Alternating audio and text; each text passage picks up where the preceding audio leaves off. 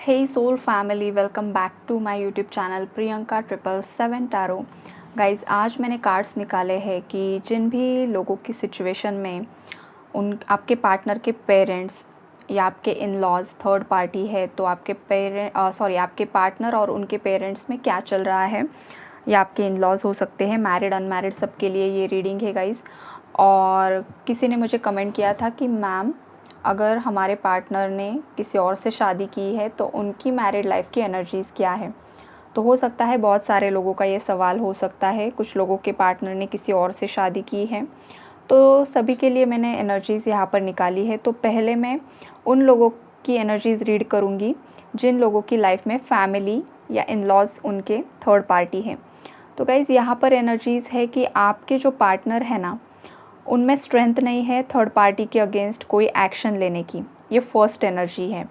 और second energy parents के लिए ही है कि कुछ लोगों के पार्टनर यहाँ पर आपके लिए स्टैंड लेने की कोशिश कर रहे हैं और स्ट्रेंथ में आने की कोशिश कर रहे हैं।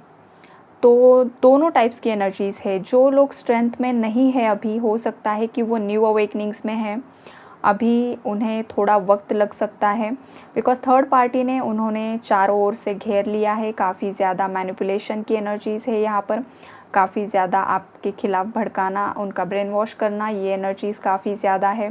इमोशनल ब्लैकमेल भी हो सकता है यहाँ पर। और आपके पार्टनर जो है ना, वो उनके कंफर्ट जोन से बाहर निकलने की कोशिश ही नहीं कर रहे हैं। आपके पार्टनर भी हो सकता है कि उन्हीं लोगों पर वो कोडिपेंडेंट है, इसलिए उन्हें लगता है कि जो चल रहा है उसे चलने दो, चलने दो, चलने दो। ऐसी कुछ लोगों के पार्टनर की एनर्जीज़ हैं।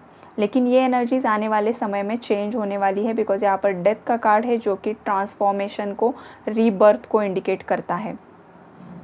सेकंड टाइप की एनर्जीज़ में कुछ लोगों के जो पार्टनर है, अगर ये आप आपके हस्बैंड या वाइफ के लिए ये रीडिंग देख रहे हो या आपके बॉयफ्रेंड गर्लफ्रेंड के लिए भी देख रहे हो, तो उस केस में भी कुछ लोगों के पार्टनर यहाँ पर उनकी खुद की स्ट्रेंथ में आते हुए दिख रहे हैं।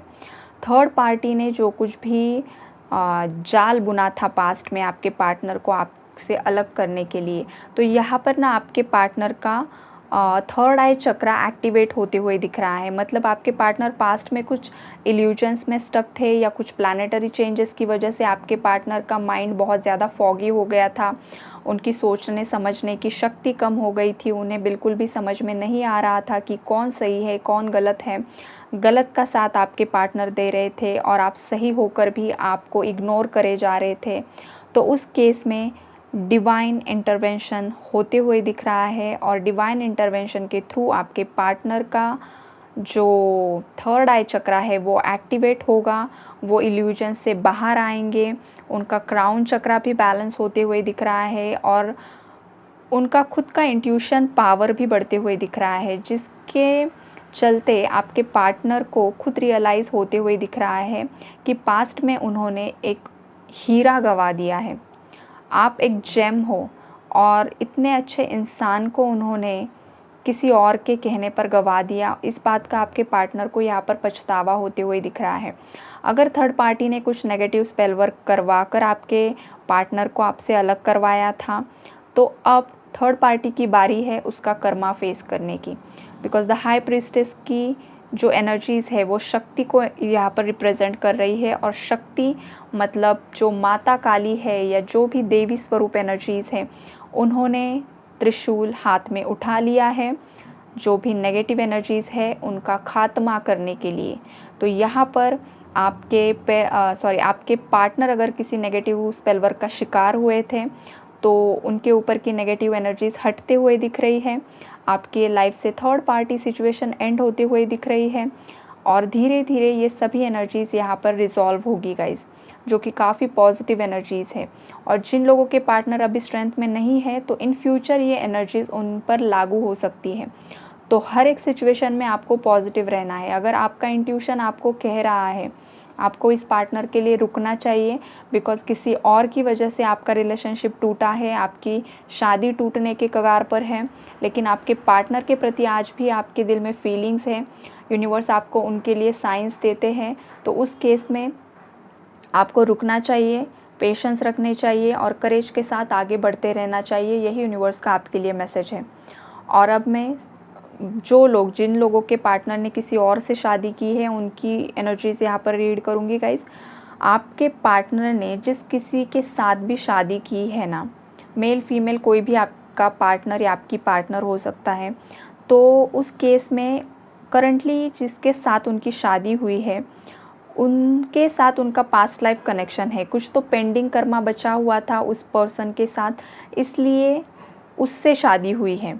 देखिए, अगर कोई भी लाइफ में आता है ना, हमारी लाइफ में किसी भी रिलेशनशिप में हो, हमारे माँ बाप होते हैं, फ्रेंड्स होते हैं, सिबलिंग्स होते हैं, बॉयफ्रेंड गर्लफ्रेंड हस्बैंड वाइफ और वॉटेवर कोई भी रिलेशनशिप हो, हर एक इंसान के साथ कुछ ना कुछ हमारा पेंडिंग कर्मा होता है पास्ट लाइफ से जुड़ा हुआ। इसीलिए वो हमारे माँ बाप के रूप में आते हैं, हमारे हस्बैंड के रूप में आते हैं, वाइफ के रूप में आते हैं, या एक्स्ट्रा मैरिटल अफेयर्स में भी लोग चले जाते हैं। तो जो कुछ भी ये कॉम्प्लिकेटेड रिलेशनशिप्स होते हैं या जो स्मूथली रिलेशनशिप्स भी चलते हैं ना, हर एक रिलेशनशिप में उस सोल के साथ आपका कुछ ना कुछ पेंडिंग कर्मा होता है, इसीलिए वो इंसान आपकी लाइफ में आता है।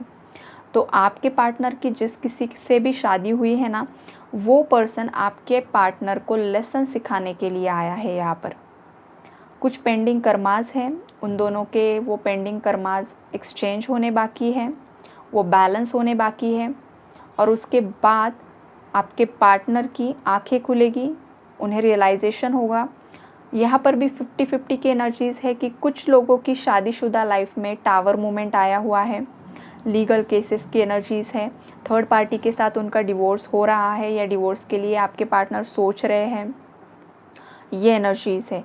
और सेकंड टाइप की एनर्जीज़ है कि कुछ लोगों के पार्टनर ने अगर किसी और से शादी भी की है तो उनकी शादीशुदा लाइफ फ़िलहाल बहुत अच्छी चल रही है, स्मूथली चल रही है, उनकी लाइफ में न्यू बिगिनिंग्स आई हुई है। और एक बात जो कुछ लोगों को काफ़ी ज़्यादा ट्रिगर दे सकती है, बट अनफॉर्चुनेटली अगर आपके पार्टनर मेल है, मेल के लिए ही एनर्जीज़ है, फीमेल के लिए नहीं। अगर आपके पार्टनर मेल है तो हो सकता है कि उनकी वाइफ प्रेग्नेंट है गाइस।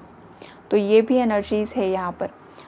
जो एनर्जीज़ आपके साथ रेजोनेट होगी उतना ही आपको रखना है गाइस।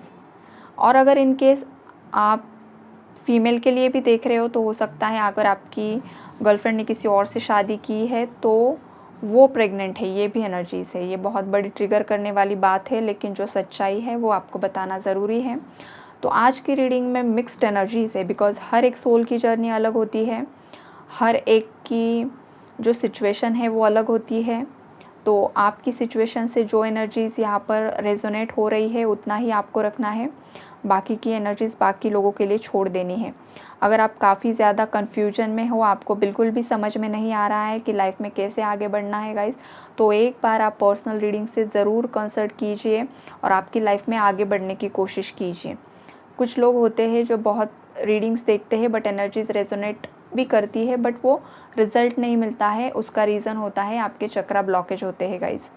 आज मैंने इंस्टाग्राम, जो मेरा इंस्टाग्राम हैंडल है priyanka777, उस पर रील अपलोड की है। उसमें भी वही एनर्जीज़ थी कि कुछ लोग यहाँ मैनिफेस्ट करने की कोशिश कर रहे हैं बट मैनिफेस्टेशन वर्क नहीं कर रहा है, बिकॉज़ आपके चक्रास की एनर्जीज़ ब्लॉक्ड है।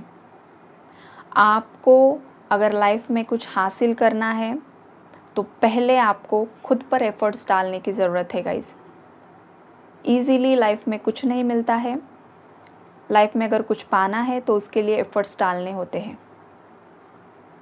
तो ये बात हमेशा याद रखिए कि ऐसे ही आपको लाइफ में कुछ भी नहीं मिलेगा। आपको अगर कुछ चाहिए ना तो आपको एफर्ट्स डालने ही होंगे। और अगर आप किसी स्पिरिचुअल जर्नी का पार्ट हो तो उस केस में तो आपको डेफिनेटली इनर वर्क करने की ज़रूरत है, तभी आपके चक्रास की एनर्जीज अनब्लॉक्ड होगी, आपकी तरफ अपॉर्चुनिटीज़ आएगी और आपका पार्टनर भी आपकी तरफ अट्रैक्ट होगा।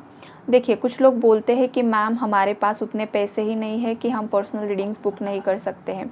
तो उस केस में गाइस मैं आपको ये बताना चाहूँगी कि आपका पार्टनर अगर आपके साथ नहीं है, आपकी लाइफ में इतनी सारी दिक्कतें हैं कि आप एक मिनिमम अमाउंट भी रीडिंग के लिए पे नहीं कर सकते हो, तो ये आपको सोचने की ज़रूरत है कि इस वक्त आपको क्या करना चाहिए। इस वक्त आपको अपने आप पर फोकस करने की ज़रूरत है, खुद को इंडिपेंडेंट बनाने की ज़रूरत है। अगर आपके बच्चे भी हैं तो बच्चों के फ्यूचर के बारे में आपको सोचना है। 24/7 पार्टनर कब आएगा, क्या होगा, थर्ड पार्टी को कर्मा कब मिलेगा। गाइज़ ये ठीक है, आपके साथ ज़्यादती हुई है, आपके साथ बहुत छलावा हुआ है, आपका सोल रो रहा है, जस्टिस के लिए प्रे कर रहा है, सब कुछ जायज़ है। लेकिन एट द सेम टाइम आपको खुद के लिए, अपने आप के लिए स्टैंड लेने की ज़रूरत है। जब आप खुद फाइनेंशियली इंडिपेंडेंट होते हैं तो नेचुरली आपका कॉन्फिडेंस लेवल बढ़ता है और सामने वाला इंसान भी आपको रिस्पेक्ट देना स्टार्ट करता है। देखिए, अगर आप कुछ जो महिलाएं हैं यहाँ पर, अगर आप आपके खुद के मायके में हो तो आप खुद फील कर सकती हो कि क्या हो रहा है, क्या चल रहा है। हर एक के पेरेंट्स सपोर्टिव नहीं होते हैं। बहुत कम पेरेंट्स होते हैं जो इस सिचुएशन में उनकी बेटी का साथ देते हैं, उन्हें सपोर्ट करते हैं, उनके पीछे खड़ा रहते हैं। लेकिन बहुत सारे केसेस ये भी होते हैं कि उनके पेरेंट्स को बहुत ज़्यादा लो, मतलब गलत फील होता है कि अरे हमारी बेटी तो हमारे यहाँ पर आई हुई है, और उस केस में फैमिली की तरफ से भी अननोइंगली आपको कुछ गलत बोल दिया जाता है, उससे आपको हर्ट होता है। गाइज़ ये सिचुएशन लाइफ में आती है, तो आपको क्या करना है, आपको अपने आप के लिए स्टैंड लेना है। जो कुछ भी आपका एजुकेशन हुआ है उस बेस पर आप अपने लिए कुछ ना कुछ जॉब ढूंढने की कोशिश कीजिए, और खोजने से भगवान भी मिल जाता है। तो खोजिए, कीजिए, आज नहीं तो कल सब कुछ होगा। पॉजिटिव रहिए।